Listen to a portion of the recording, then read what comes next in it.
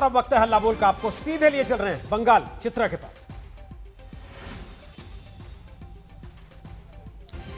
नमस्कार, सीधे पश्चिम बंगाल के नंदीग्राम से आप सभी का स्वागत है। मैं हूं आपके साथ चित्रा त्रिपाठी। हल्ला बोल का ये एपिसोडल इंपॉर्टेंट एपिसोड आप इसलिए देख रहे हैं क्योंकि कल ही पश्चिम बंगाल की सियासत ने यहां पर एक नया रंग ले लिया है। वैसे नंदीग्राम जिस जमीन पर इस वक्त मेरी मौजूदगी है, आपको बताती चले 2007 में हुए भूमि अधिग्रहण के खिलाफ आंदोलन ने इसको राष्ट्रीय पटल पर लाकर खड़ा कर दिया था और यहीं से ममता बनर्जी निकली जो पश्चिम बंगाल की सियासत में शीर्ष तक पहुंची थी। लेकिन इस बार क्या सोचते हैं नंदीग्राम के लोग, क्योंकि यहां पर एक तरफ है शुभेंदु अधिकारी, दूसरी तरफ है ममता बनर्जी। शुभेंदु को लेकर ऐलान नहीं किया गया है, लेकिन जिस तरह की मेहनत वो नंदीग्राम में कर रहे हैं, ममता बनर्जी को पटखनी देने की जो वो बातें कह रहे हैं उसमें कितना है दम, और नंदीग्राम की जनता क्या 2007-2011 की तरह एक बार फिर से ममता बनर्जी को अपने सिर आंखों पर बिठाएगी, अपने आप में बड़ा सवाल है। लेकिन इन सब के बीच आपको बताते चले कि कल विक्टोरिया मेमोरियल में जो बड़ा प्रोग्राम नेताजी सुभाष चंद्र बोस की जयंती को लेकर हुआ था, उसमें ममता बनर्जी ने मंच पर बोलने से इनकार कर दिया, क्योंकि जैसे ही वो मंच पर आगे बढ़ी तुरंत जय श्री राम के नारे लगने लगे। उसके बाद ममता दीदी को गुस्सा आ गया और उन्होंने कहा कि इस तरह के सरकारी कार्यक्रम में बुलाकर अपमान करना ठीक नहीं है। इन सब के बीच ममता के इस तेवर के बाद बीजेपी उनके ऊपर हमलावर हो गई है और बीजेपी को ऐसा लग रहा है कि पश्चिम बंगाल में राम जी ही करेंगे बेड़ा पार। देखिए,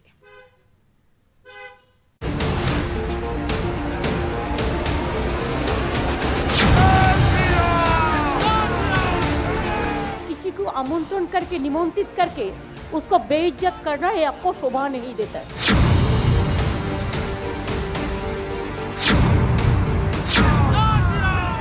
जय श्री राम या भारत माता की जय इस देश में अगर गाली है तो फिर उन्हें सोचना चाहिए कि किस देश में रहना है। अरे सीता जी से अलग राम हो सकते हैं क्या? जय सिया राम का नारा क्यों नहीं लगाते आरएसएस बीजेपी लोग? अभी इंसल्ट उन्होंने भगवान राम का किया है, हिंदू धर्म का, संस्कृति का किया है। मुख्यमंत्री के डिस्टर्ब करा এটা আমাদের পশ্চিমবঙ্গকে অসম্মান করে। किसी के दबाव में मत रहिए, राम बोलिए। अगर राम बोलने से आप चूकेंगी तो आपका जय श्री राम हो जाएगा। जय श्री राम! जय श्री राम!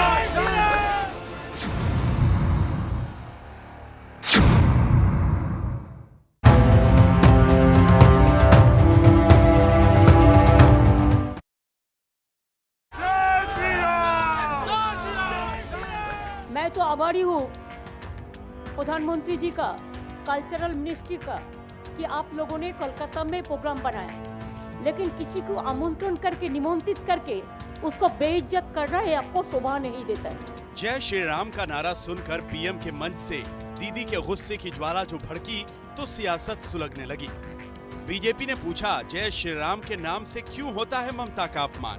बहुत शर्म की बात है कि एक ऐसा मंच, नेताजी सुभाष चंद्र बोस का मंच, उनके 125वीं जन्म शताब्दी का मंच, जहां प्रधानमंत्री हो, वहां पर इस प्रकार राजनीतिक हथकंडा अपनाकर और अपना, मैं कहता हूं, राजनीतिक उल्लू सीधा करना ममता जी से कोई सीखे। मैं उनके इस कृत्य की निंदा करता हूं और जय श्री राम या भारत माता की जय इस देश में अगर गाली है तो फिर उन्हें सोचना चाहिए कि किस देश में रहना है। जय श्री राम के नारे पर दीदी की नाराजगी है तो बीजेपी के सवाल हैं। दूसरी ओर तृणमूल कांग्रेस का बवाल है। ওটা কোনো একটা ধর্মীয় সভা ছিল না, ওটা সম্পূর্ণভাবে একটা অন্য সভা ছিল এবং সেখানে ওইভাবে মুখ্যমন্ত্রীকে ডিস্টার্ব করা এটা আমাদের পশ্চিমবঙ্গকে অসম্মান করা। देखिए, ये तो होना नहीं चाहिए था।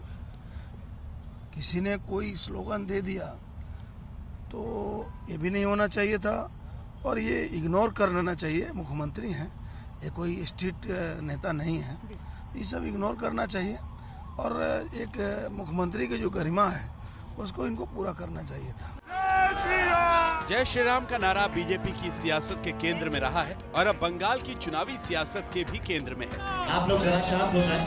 नेताजी को याद करने वाले कार्यक्रम में अचानक जब जय श्री राम के नारे लगने लगे तो सूबे के मुख्यमंत्री का गुस्सा 7वें आसमान पर पहुंच गया। मेरे को तो लगता है कि गवर्नमेंट का प्रोग्राम का कोई डिग्निटी होना चाहिए। एक गवर्नमेंट का प्रोग्राम है, कोई पॉलिटिकल पार्टी का प्रोग्राम नहीं है, और पॉलिटिकल पार्टी का और गरम पब्लिक का प्रोग्राम है। मैं तो आभारी हूँ प्रधानमंत्री जी का, कल्चरल मिनिस्ट्री का कि आप लोगों ने कोलकाता में प्रोग्राम बनाया, लेकिन किसी को आमंत्रण करके निमंत्रित करके उसको बेइज्जत करना ये आपको शोभा नहीं देता है। अब देखिए, राम के नाम पर घमासान शुरू हुआ तो बात कहां से कहां पहुंच गई। बीजेपी श्री राम का अपमान बता रही है तो कांग्रेस नारे पर सवाल खड़े कर रही है।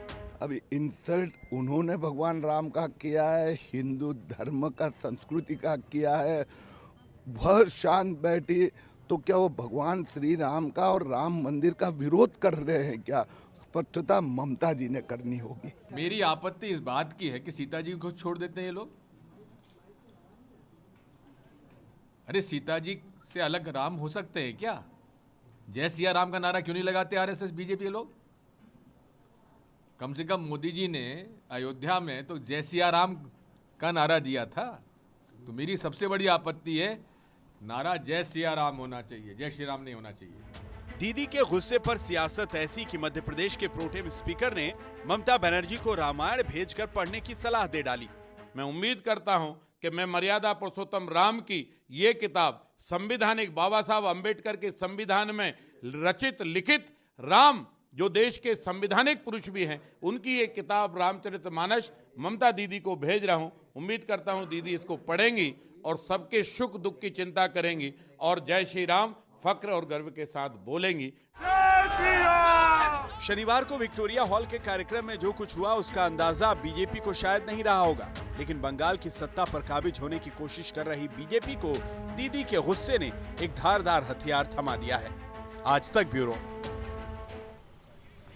बीते 3 दशक से दीदी ने एक भी चुनाव नहीं हारा है, लेकिन इस बार उनके लिए मुश्किल की घड़ी है, क्योंकि 2019 में जो बड़ा ट्रेलर उनके सामने बीजेपी ने दिखाया था, जिसके बाद रह रहकर ममता बनर्जी का अचानक जो उग्र रूप सामने आ रहा है, उसने कई सवालों को जन्म दे दिया है। लेकिन इन सब के बीच क्या राम जी के नाम पर ही पश्चिम बंगाल में भी बेड़ा पार करवाना चाहती है बीजेपी? इसी पर चर्चा करने के लिए कई खास मेहमान इस वक्त हल्ला बोल का हिस्सा बन चुके हैं। उनका तारुफ परिचय आपसे करवा देती हूं। हमारे साथ भारतीय जनता पार्टी के स्पोक्स पर्सन सरदार आरपी सिंह मौजूद हैं। हमारे साथ जयंतो घोषाल, जो कि सीनियर जर्नलिस्ट हैं, पश्चिम बंगाल की राजनीति पर अपनी पकड़ रखते हैं, वो हमारे साथ इस वक्त लाइव मौजूद हैं। रिजू दत्ता, टीएमसी के मेंबर, हमारे साथ जुड़ चुके हैं। प्रोफेसर संगीत रागी, पॉलिटिकल एनालिस्ट और आरएसएस के समर्थक हैं, वो हमारे साथ जुड़ चुके हैं। और साथ ही हमारे साथ मौजूद हैं सीपीआई के नेता प्रोफेसर दिनेश वार्ष्णेय जी।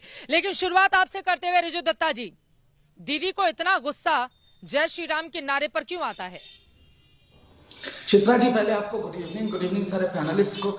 देखिए, जय श्री राम का नारा से किसी को गुस्सा नहीं आता है। बात यह है कि ये प्रोग्राम क्या था? ये प्रोग्राम था नेताजी सुभाष चंद्र बोस की 125वीं जन्म दिवस पे उनको सम्मान का प्रोग्राम था। और इस प्रोग्राम में ममता बनर्जी, जो एक स्टेट की चीफ मिनिस्टर है, और नरेंद्र मोदी जी, जो इस हमारे देश के प्रधानमंत्री, इन दोनों ने आपसी राजनीतिक विभाजन को दूर करके एक स्टेज पे मौजूद थे नेताजी के सम्मान के लिए।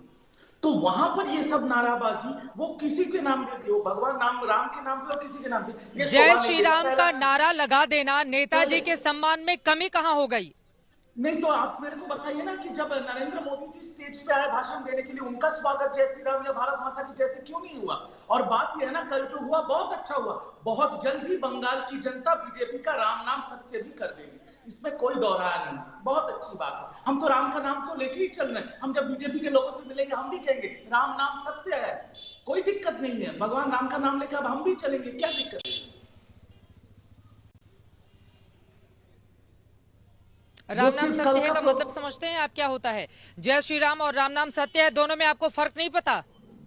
नहीं, हमको तो राम के नाम से मतलब है ना, हम तो भगवान राम का राम जप रहे हैं। अभी तो यही हो गया ना इस देश में, बीजेपी ने धर्म को इतना पॉलिटिसाइज कर दिया है कि श्री राम के नाम को, मर्यादा पुरुषोत्तम भगवान श्री राम के नाम को एक पॉलिटिकल स्लोगन में बदल दिया। यही तो दुर्भाग्य है इस देश का और इस देश की जनता का। क्या कहें, बोलिए। लेकिन देश और प्रदेश दोनों ही लोग देख रहे हैं ना। अब सवाल यह है कि अगर कहीं पर जय श्री राम का नारा लग जाता है तो दीदी अचानक से भड़क उठती हैं, और ऐसा इतिहास भी रहा है, बीजेपी के लोग ही लगाएं, लेकिन अगर इस तरह के नारे लग रहे हैं उसमें भगवान का नाम है। चले ठीक है, आपने जो आरोप लगाए सरदार आरपी सिंह जी, इस पर जवाब दीजिए। वो कह रहे हैं कि दीदी को चढ़ाने के लिए बीजेपी के लोग इस तरह के नारे का इस्तेमाल करते हैं, जय श्री राम। आपके सारे दर्शकों को सरदार आरपी सिंह का जय श्री राम। बैठे वो भी जय श्री राम। ये सब लगा, अभी जो भी मुझसे पहले पैनलिस्ट बोले थे, मैं सुन नहीं पाया किस पार्टी से, वो कह रहे थे कि जय श्री राम के नारे से विभाजन हो गया। राम तो देश को जोड़ने वाले सांस्कृतिक धरोहर को चिन्हित करते हैं। उस देश की सांस्कृतिक धरोहर है, वो कोई पार्टी के, किसी समाज के, किसी पंथ के कोई नेता या कोई राजनीतिक दल के नेता नहीं है। जय श्री राम जब बोलते हैं तो हम समाज को जोड़ने की बात करते हैं, और नेताजी सुभाष चंद्र बोस भी समाज को जोड़ने की बात करते थे। समाज को जोड़ने की बात करते हुए ममता बनर्जी के सामने जय श्री राम का नारा लग रहा था। ममता बनर्जी को देखकर बीजेपी के लोग इतने खुश हो गए कि जय श्री राम का नारा लगाने लगे। क्यों नहीं आप इस बात को स्वीकार करते हैं कि दरअसल दीदी को देखकर तंज में उनको चढ़ाने के लिए इस तरह के नारे का इस्तेमाल होता है? तो ये दीदी को सोचना चाहिए कि ऐसी स्थिति क्यों उत्पन्न करती है कि जिससे नहीं, मैं बीजेपी के प्रवक्ता से पूछता हूं, आप लोग प्रधानमंत्री के सामने क्यों नहीं लगाया नारा? अब तो प्रधानमंत्री को भी आमंत्रण कर सकते थे, जय श्री राम, भारत माता की जय बोल के, क्यों नहीं किया? ये तो कोई सार्वजनिक प्रोग्राम नहीं था, इसका इन्विटेशन बाकायदा दिया गया। अरे एक बार रजू दत्ता जी, एक बार आरपी सिंह को बोल लेने दीजिए। ठीक है, प्रधानमंत्री के सामने नहीं लगाया, मुख्यमंत्री के सामने तो लगाया ना, और प्रधानमंत्री के सामने कई बार लग चुका है, उन्होंने तो कभी गुस्सा जाहिर नहीं किया। ये कोई पहला मामला तो है नहीं कि जय श्री राम के नारे पर एक बार तो गाड़ी तक रोककर और पहुंच गई थी ममता बनर्जी लोगों को झाड़ने के लिए।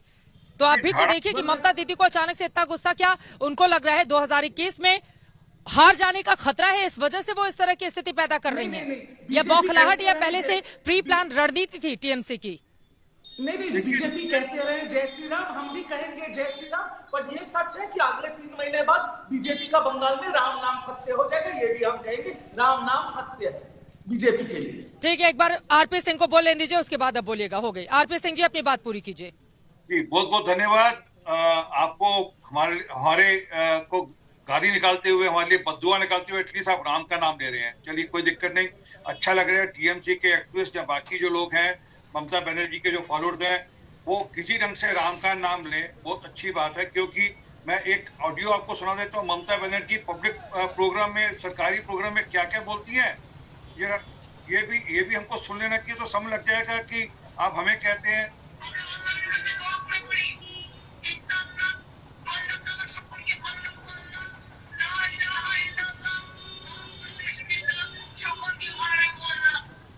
ये सरकारी प्रोग्राम में है, कोई दिक्कत नहीं, उनको तो एक वोट बैंक की राजनीति। सर आवाज साफ नहीं आ रही है, आप ही बता दीजिए क्या कहा है।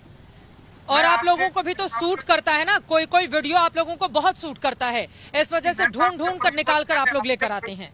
मैंने आपके प्रोड्यूसर के पास वो वीडियो भेज दी है, वो चला सकते हैं। मैंने आपके प्रोड्यूसर, और मेरा वीडियो नहीं है, वो सरकारी ऑफिशियल बंगाल गवर्नमेंट का ऑफिशियल वीडियो मैंने भेज दिया। ठीक है, क्या है उसमें? ऑडियो क्या है? ऑडियो क्या है सर? ऑडियो बताइए ना। अरे अगर मैं टोकने लगा तो आप बात नहीं कर पाएंगे, अच्छा लगेगा आप बात कर ले, फिर मैं करूं, फिर आप बात कर ले, अच्छा लगेगा। बीच में टोके मत आप। बोलिए। देखिए, तो ये पहली बार नहीं हो रहा। बोलिए आप। जी, ममता बनर्जी को बहन जी को पहले भी, दीदी को पहले भी दिक्कत थी। उन्होंने एक बार कुछ बच्चों को अरेस्ट भी करा दिया था जय श्री राम का जयकारा लगाने के लिए, परंतु वो उनको जय श्री राम से इतनी एलर्जी क्यों है? और दूसरी ओर वो किसी हद तक जाती, भी मैंने सुना, अभी आपका वीडियो भेज दिया, आप सुना दीजिएगा कि किस प्रकार से वो मंचों से, किस प्रकार से वो कुरान की आयतें पढ़ती हैं। तब तो कोई दिक्कत नहीं, हमें कोई दिक्कत नहीं, पढ़े, कोई ऑब्जेक्शन नहीं है। परंतु कोई अगर नीचे से वो मंच पे जाए, कोई नीचे से जय श्री राम का जयकारा लगा दे, उस कारण से वो कहे कि मेरी बेइज्जती हो गई। अगर आज ममता दीदी की बेइज्जती जय श्री राम नारे से हो रही हो, तो उनको पर भगवान को सद्बुद्धि दे। हम तो ये कह सकते हैं टीएमसी के कार्यकर्ताओं को, वेस्ट बंगाल की मुख्यमंत्री ममता दीदी को भगवान सद्बुद्धि दे कि उनको थोड़ा ठीक हो जाए मामला, क्योंकि राम के नाम पर किसी को बेइज्जती हो, ये मैंने पहली बार देश में सुना है। तो जय श्री राम के नारे पर ही आप जीतेंगे, मतलब अपना कोई कामकाज लेकर आगे नहीं बढ़ेंगे कि 6 सालों की केंद्र सरकार ने क्या किया है पश्चिम बंगाल के लिए, जिसको लेकर बीजेपी आगे नहीं बढ़ सकती। वो जय श्री राम, यही हिंदू मुस्लिम ध्रुवीकरण, इसी के आधार पर चुनाव जीतेगी। आपने कभी उनसे तो प्रश्न नहीं पूछा जब वो 1500 रुपए इमाम को या 2500 रुपए किसी वहां पे मुस्लिम संप्रदाय के लोगों को मस्जिद के लिए देते हैं, तब तो पूछा नहीं। 126 करोड़ रुपया पंडित को भी तो हम लोग देते हैं, पंडित को भी तो देते हैं। आप लोग कभी ये नहीं देखते कि यहाँ पर हेल्थ केयर फ्री है, आपकी राशन फ्री है, ये आप लोग नहीं देखते।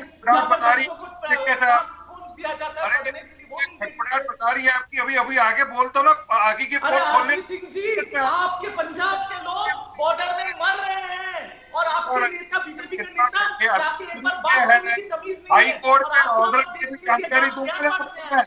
हाई कोर्ट ने क्या टिप्पणी की थी ममता बनर्जी पर सरकार के ऊपर, वो भी जानकारियां दूंगा आपको। अभी जानकारी दूंगा कि क्या क्या टिप्पणी। बीजेपी ऐसी जगह पे लेके आया है कि 26 जनवरी को उन देश के सेंट्रल गवर्नमेंट के विरोध में एक एक करके अपनी बात रखिए प्लीज, एक एक करके बोले।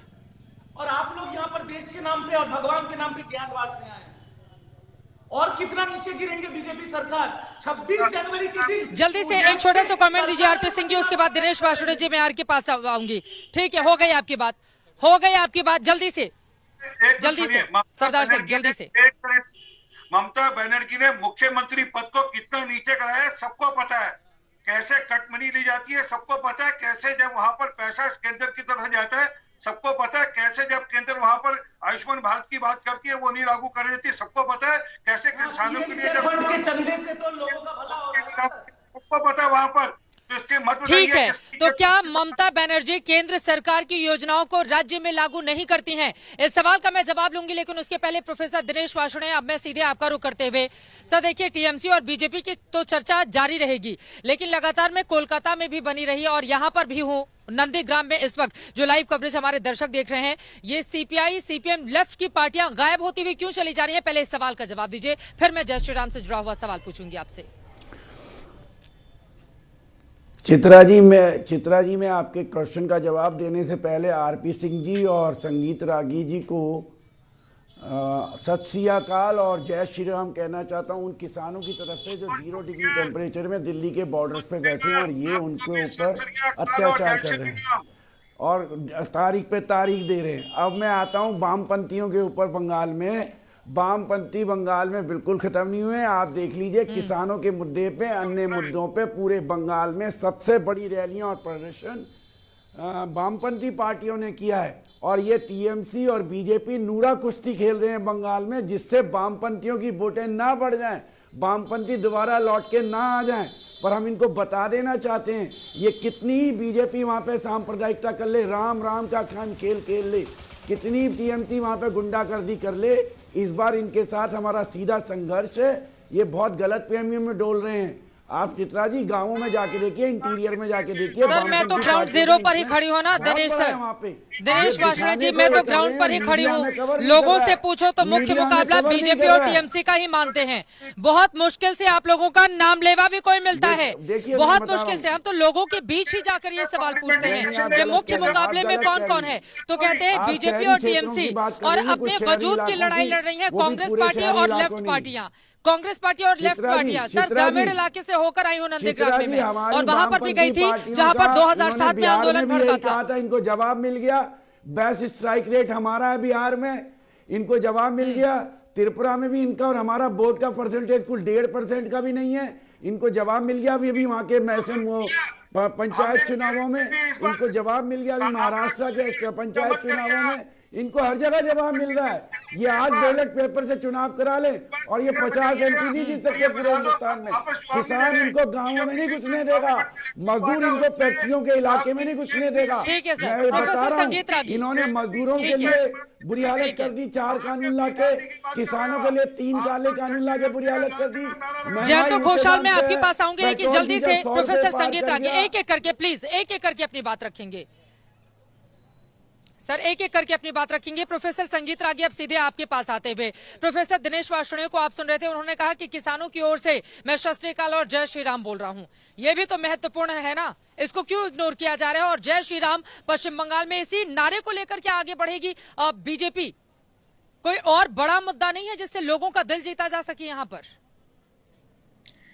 देखिए, जो जय श्री राम का उद्घोष था वो रामायण के प्रसारण के समय का उद्घोष था। और आप यदि रामायण सीरियल का प्रसारण आपने जरूर देखा होगा तो उसमें आपने देखा होगा कि ये रावण के संगीत रागी जी की आवाज मुझ तक नहीं आ रही है। मैं सीधे अब रुक कर लेती हूँ जयंतो घोषाल का। जयंतो दा, सबसे बड़ा सवाल यह है ममता बनर्जी को इतना गुस्सा क्यों आ जाता है? जय श्री राम का नारा अगर चंद लोगों ने लगा ही दिया तो उसको सहज स्वीकार कर लेती। वो किस चीज की बौखलाहट थी जो मंच पर नजर आ गई? नहीं, देखिए कल की जो घटना है उसमें प्रॉपरली पहले एनालिसिस होना चाहिए। ये जय श्री राम नारा सिर्फ नहीं, आप वहाँ कम से कम 10 लोगों से मैंने बात किए हैं। जब ममता बनर्जी स्टेज पे उठे, वो तो हम तो एक्सपेक्ट कर रहे थे कल बहुत अच्छे दिन हैं कि नेताजी को सामने रखते कम से कम प्रधानमंत्री और चीफ मिनिस्टर और गवर्नर साहब भी थे, तो कम से कम एक दिन एक यूनिटी शो हो जाए। चुनाव रहेगा, चुनाव जाएगा, और तू मैं तो राजनीति का अंग है, लेकिन नेताजी को लेके उस दिन कम से कम हम लोग एक साथ मिल के देख रहे हैं, बहुत अच्छा लग रहा था।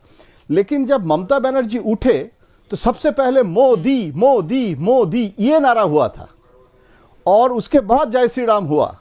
और जब स्टेज में गए, ममता जी ने बताया कि ऐसे जो हो रहा है जय श्री राम का नारा लगने में भी जनता क्या दिक्कत है? नहीं, हाँ नहीं, आप सुनिए ना, आप सुन के हमको सवाल कीजिए। मुझे एक सेंटेंस अगर आप वाक्य पूरा नहीं होगा तो आधा सत्य हो जाता है। मोदी जी को मैं भी बहुत पसंद करता हूँ। मैं ये कह रहा हूँ कि जब वो ममता जी बोल रहे थे ना, स्टेज में उठे, तो वो स्लोगन खत्म नहीं हो रहे थे, बार बार बोल रहे थे। तो वो जो अनाउंसर थे उनको पूछे कि ऐसे अगर चलते रहेगा तो हम बोलेंगे कैसे, तो अनाउंसर खुद बोले कि आप लोग शांत हो जाइए। कल्चर मिनिस्टर उठ के कह रहे कि आप लोग बैठ जाइए, तो वो बैठ नहीं रहे थे। तो वो अगर ममता जी के लिए मोदी मोदी करना, आप ये समझ सकते हैं कि इसमें जय नेताजी नहीं बोल रहे थे, जय नेताजी नहीं है, जय श्री राम में कोई दिक्कत नहीं है। और ममता जी कह रहे हैं कि हमको बोलने में अगर ये जो है ये पॉलिटिकली एक मोटिवेटेड और पॉलिटिसाइजेशन कर रहे हैं, तो इसीलिए अच्छा देखिए ये भी कह रहे हैं कि वो बॉयकॉट नहीं किए, वो जाके बैठे। और आपको पता नहीं होगा कि उसके बाद एक टी पार्टी हुआ और मोदी जी ने उनके बात किए कि चलो ममता अभी, और मोदी जी ने उनको बहन बोले संबोधन में।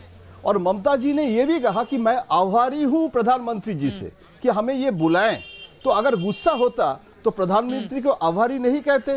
कल्चर मिनिस्ट्री कलकत्ता में नेताजी के शो कर रहे हैं, इसके लिए भी मैं बहुत खुश हूं, ये भी बोले। लेकिन ऑन प्रोटेस्ट सिंबॉलिक हम स्पीच नहीं देंगे। उसके बाद चाय पार्टी में मोदी जी के साथ ममता जी, जो ऑन कैमरा नहीं था, इसीलिए पत्रकारों को भी पता नहीं है कि वहां जाके वहां वो मुकुल रॉय थे, मुकुल रॉय से भी बात की है ममता ने, पूछा कि आपका तबीयत कैसे है, अभी आपको देख के दुबला लग रहा है। तो it was very good mood. तो कहना है अब ऑफ एयर कोई क्या करता है, किससे बातचीत करता है, कौन किसका बहुत अच्छा मित्र या दोस्त है, कौन किसको देखकर स्माइल करता है, ये तो सामने नहीं है ना। जो तस्वीरें हैं सामने वो सवाल खड़े कर रही हैं कि ममता बनर्जी को इतना गुस्सा करने की क्या वास्तव में जरूरत थी। और अगर ममता बनर्जी अपनी जगह सही है तो बीजेपी से ये सवाल पूछा जाएगा, यकीनन जो बातें आपने कही है बीजेपी से पूछा जाएगा कि ममता बनर्जी को देखकर ही इस तरह के नारे बीजेपी क्यों लगाती है। और आपने कहा मोदी मोदी के नारे लगने लगे। एक ब्रेक के लिए रुक रहा है जी। संगीत रागी भी कुछ जोड़ना चाह रहे थे। मैं हाँ बिल्कुल, तो ममता बनर्जी सत्ताधारी दल में है, वो बीते 10 सालों से यहाँ की मुखिया है, उनको और बड़ा दिल दिखाना चाहिए था। प्रधानमंत्री इतने बड़े कार्यक्रम में शामिल होने के लिए आए थे और ये तो यहाँ के लिए अच्छी बात है ना कि 1965 के बाद ये पहला ऐसा मौका रहा जब देश का प्रधानमंत्री नेताजी से जुड़े हुए किसी कार्यक्रम में शिरकत करने के लिए आ रहा है। क्या एक बड़ा मौका चूक गई यहाँ से ममता बनर्जी? यहीं से चर्चा में आगे बढ़ेंगे। प्रोफेसर संगीत रागी, बीच में कुछ तकनीकी दिक्कत हो गई थी, अब तक मेरी आवाज नहीं पहुंच रही थी। ब्रेक के बाद मैं फौरन लौटूंगी। एक छोटे से ब्रेक के बाद हम फौरन लौटेंगे, लेकिन नंदीग्राम से हल्ला बोल लगातार जारी है, आप कहीं जाएगा मत, देखते रहिए आज तक।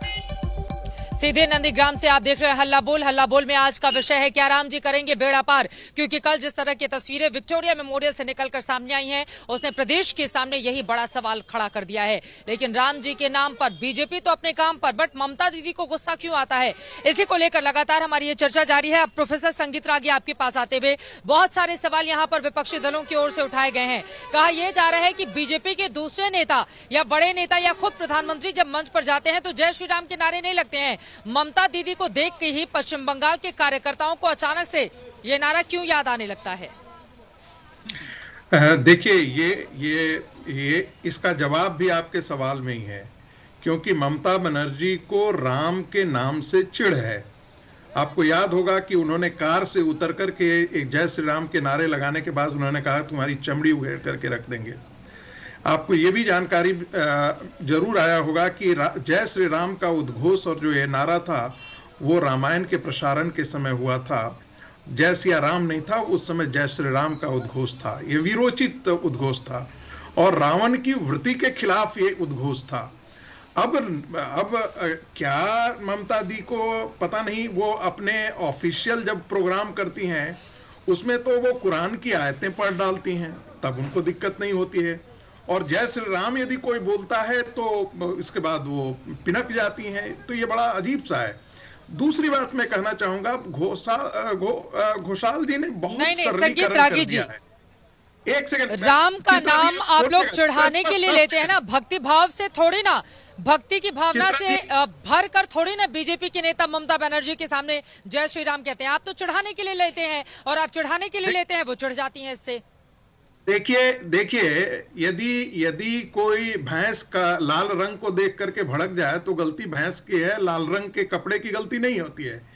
आपको याद होगा कि एक बार काले झंडे दिखाया गए थे नरेंद्र मोदी जी को, और उन्होंने कहा कि ये तो काजल का टीका है, अब हम पर कोई आरोप, कोई ये नहीं रहेगा, हमारे खिलाफ अब कुछ होगा नहीं, क्योंकि काला झंडा जो जैसे कहा जाता है कि आपके गाल पे टीके हुए हैं, काजल लगा लिया, तो ये उन्होंने, आप नेता हैं तो आपको ऐसे नारों को आपको कैसे अपने संदर्भ में मोड़ना है, यह भी आप में गुण होना चाहिए। और घोषाल जी ने, मैं एक बात कहना चाहता हूं, बस 10 सेकंड लूंगा, ये दरअसल ये ममता दी की राजनीति का ये चरित्र है, इनका ये एक प्रकार के उत्तेजना, आवेश में आ जाना, क्रोधित होकर के तुनक करके चल जाना, ये उनकी राजनीति का अंदाज है, ये स्वभाव है। ममता बनर्जी को आपने कभी मुस्कुराते हुए देखा है क्या? हाँ। कभी मुस्कुराते उन्होंने कभी देखा है क्या? नहीं, क्योंकि ये उनका ये तेवर है, राजनीति का तेवर है। इसमें उन्होंने और यहीं पर वो खोखले साबित हो गई। बंगाल की राजनीति में ये कहना पड़ेगा कि ममता दी को आज ये पूरा संदेश क्या चला गया कि ममता दी को अल्लाह अकबर के नारे से प्रॉब्लम नहीं है, लेकिन जय श्री राम का नारा होता है तो उसे वो कॉमनल समझती है। अरे भाई, जय श्री राम का नारा कॉमनल कैसे हो सकता है? नहीं, लेकिन यहाँ पर जयंतो घोषाल ने भी कुछ महत्वपूर्ण बातें कही थी ब्रेक से पहले, और मैं उम्मीद करती हूँ कि उन तमाम बातों को आपने सुना था। देखिए, किसी को चढ़ाने के लिए अगर बार बार किसी एक ऐसे नारे को जिससे देश की भावनाएं जुड़ी होती हैं, उसको किसी को चढ़ाने के लिए इस्तेमाल कैसे किया जा सकता है, ये अपने आप में बड़ा सवाल है। लेकिन यहाँ पर रिजु दत्ता आपको जवाब देना चाह रहे हैं, लेकिन आपकी एक बात से सहमत नहीं हूँ। एक चुनी हुई मुख्यमंत्री के साथ ये एग्जाम्पल देना कि किसी भैंस को काला रंग दिखा दिया जाए, लाल रंग का कपड़ा, इस तरह की बात तो बिल्कुल भी ठीक नहीं है। काले अंडरगारमेंट नहीं पहन सकते, इनके काले रंग से इतनी चिड़ हो गई है, इनको काले रंग से इतनी चिड़ हो गई है कि आप मोदी की रैली में काले कपड़े नहीं पहन सकते। मैं थोड़ा जवाब दे दूं इनका, मैं जवाब दे दूं। आपने मेरी बातों का, रागी जी थोड़ा रुक जाइए, थोड़ा मेरा जवाब सुन लीजिए, थोड़ा जवाब सुन लीजिए। कहा कि लाल झंडे को देख करके कोई यदि भड़क जाता है तो गलती उस झंडे की नहीं है, भड़कने वाले की गलती हो सकती है, क्योंकि वो नहीं है उसका ये कर रहा है। हो गया ना, मैंने सुन लिया, अब हमारा जवाब सुन लीजिए। ठीक है, अब जवाब ले लीजिए। बोलिए रिजु दत्ता, बोलिए। अब भड़केंगे तो इस तरह के सवाल तो पूछे ही जाएंगे ना, बोलिए। तो चित्रा जी, हाँ, मैं तो यहाँ पर टीएमसी के प्रवक्ता के तौर पर आया हूँ। मैं ये कहना चाहता हूँ आपके चैनल पे कि शरणागत दिनाथ को परित्राण परायणे सर्वसार्थी हरे देवी नारायणी नमस्तुते। और आप लोग हमें, बीजेपी और आरएसएस वालों को हम कह रहे हैं, आप हमें सूली पे चढ़ा दे या हम पे आग में जला दे, हम फिर भी कहेंगे ला इलाहा इल्लल्लाह मोहम्मद रसूलुल्लाह, क्योंकि ये हमारा देश का संविधान है और यही हमारी देश की सभ्यता है। आप लोगों को सेकुलरिज्म से इतना चिढ़ क्यों है? सेकुलर शब्द गाली थोड़ी ना है सर। और अगर इतना ही हिम्मत है तो जाके हिंदू राष्ट्र का घोषणा कर दीजिए, सबको लेके चलना चाहिए। सेकुलर बनने से कौन मना कर रहा है? लेकिन अगर नारों से इस तरह से नाराज होगी मुख्यमंत्री तो अपने आप में पूरे देश के सामने तो एक अलग छवि जाएगी ना। किसने मना किया कि आप सेकुलर मत बनिए? किसने कहा है कि आप सिर्फ हिंदू की या सिर्फ मुसलमान की राजनीति कीजिए? किसी ने तो नहीं कहा ना। लेकिन किसी एक नारे से इस तरह से चिढ़कर 125वीं जयंती थी, 125वीं जयंती थी सरदार बोस साहब की और सुभाष चंद्र बोस साहब की 125वीं जयंती पर अगर इस तरह की बातें होंगी तो लगेगा ना कि अपमान किसका हुआ है। पूरा देश का सुभाष चंद्र बोस की सेना में लोगों को आजाद हिंद फौज में जाने से रोकता था सावरकर आजाद हिंद फौज में लोगों को जाने से रोकता था। ये लोग अभी निर्णायक स्वामी विवेकानंद और रवि ठाकुर को पॉलिटिसाइज करने आए हैं बंगाल में। ये लोग कुछ और ये नूरा कुश्ती खेल रहे हैं टीएमसी और बीजेपी वाले, जनता का ध्यान भटकाने के लिए, अपनी असफलताओं से, अपने फेलियर से सत्ता की रोटी सेकने की कोशिश करते हैं और कुछ नहीं। और ये शर्म की बात है कि भगवान राम आज सिर्फ एक पॉलिटिकल स्लोगन बन के रह गया इस देश में। ये शर्म की बात है और दुर्भाग्य है इस देश का हर जनता के लिए। हो गया। मैं स्लोगन कहाँ बना है? राम मंदिर भी तो बन रहा है, वो आपको नजर नहीं आता क्या? आरपी सिंह जी, एक सेकेंड।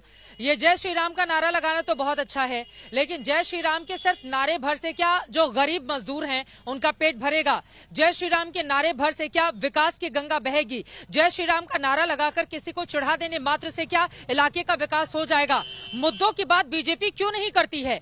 जो यहाँ के मुद्दे हैं, 10 सालों में अगर ममता बनर्जी ने कोई काम नहीं किया है तो उस मुद्दे पर आप लोग क्यों नहीं घेरते उनको? सिर्फ ध्रुवीकरण की एक राजनीति अपना ले, एक नाम ले लें और उसी के बल पर सभी को एकजुट करने की कोशिश कर लें। ये कहाँ की राजनीति है? बेकारा लगता है। वो राम राज्य की घोषणा है कि राम राज्य आएगा बंगाल में, इसकी घोषणा है। हर गरीब के सिर पर छत होगी, हर किसान को किसान सम्मान राशि मिलेगी, हर गरीब को आयुष्मान भारत में फ्री इलाज मिलेगा, हर बहन की चिंता होगी। मध्य प्रदेश में दे दिया, गुजरात में दे दिया सबको घर, मध्य प्रदेश में दे दिया सबको घर।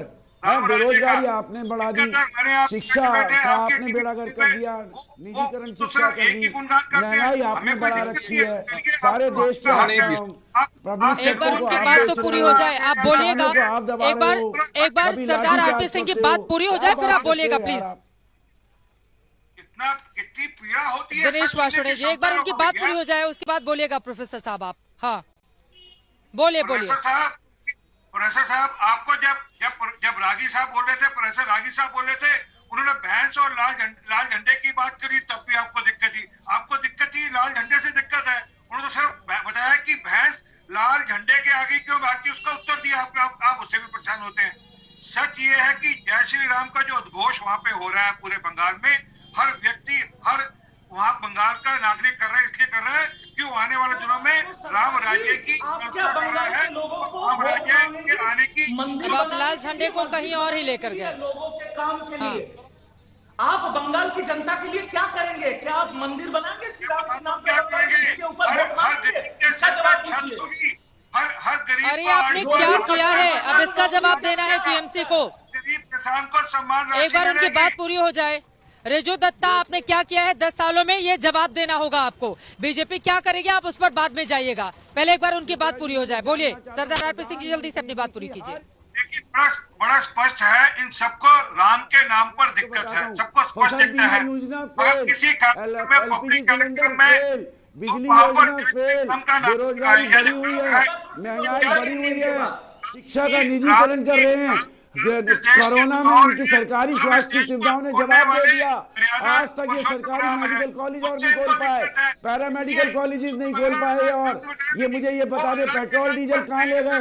देश की संपत्तियों को जो 70 साल में बनाई देश की जनता के पैसे थे, उसको 50 साल की लीज पे चुने हुए दोस्त पूंजीपतियों को बेच रहे हैं। आप मुझे बताइए, एक इनकी नीति बता दीजिए जो जनता भला करती है, जन की बात करती है, तो कैसे सुनाई देगा? मन की बात करते हैं।